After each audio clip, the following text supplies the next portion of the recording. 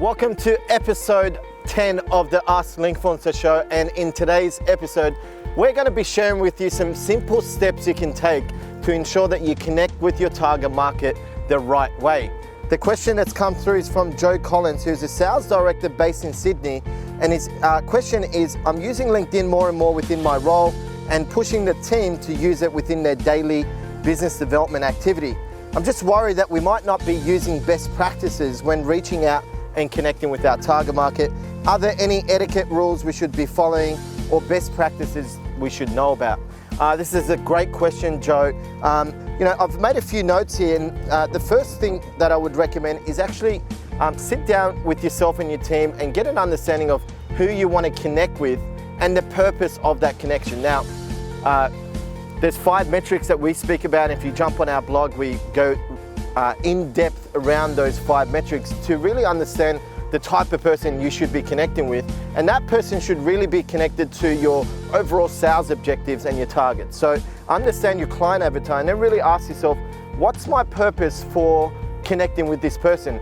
Is it to start a conversation? Is it for them to download something by the time I've built a relationship with them? So really do the foundational parts. Now, once you've done that and you're ready to start building more and more of these connections, the other sort of things that I wrote down is, first and foremost, you have to have a compelling profile, because if you don't, you send out connection invitation, or you might write a blog, or you might be engaging with your clients, the potential prospects, content, they might look at your profile, and if it doesn't resonate with them, if it doesn't cover some of the objections that they have or some of the challenges that you solve as a result of your product or service, then chances of them actually taking the step to accept your invitation or build that relationship with you will be quite minimal.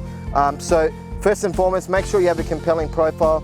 Obviously engage with the content for 1 week, and you can do that through Sales Navigator, which we've spoken about many times through our other episodes, as well as our blog, within our blog. So, and the reason for that is because there's nothing worse than getting an invitation from someone who, one, you don't know or you're not familiar with. Now, Sales Navigator enables you to engage with their content, so that therefore they get notifications that you've liked, commented, or shared their content, and so it'll be far more targeted when you reach out and connect. Obviously, we have a 3-step rule for identifying whether someone's a curious or serious member.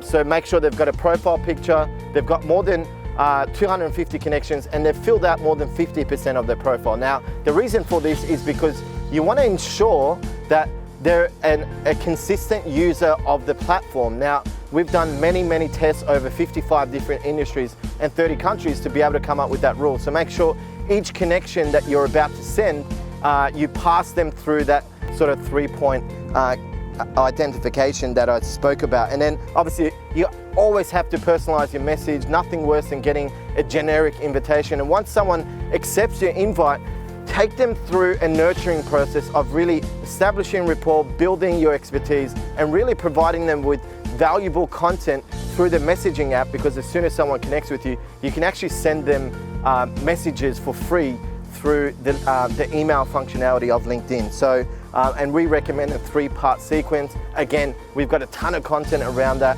within our blog. So hopefully that's been of value, Joe, and keep us posted with some of your campaigns.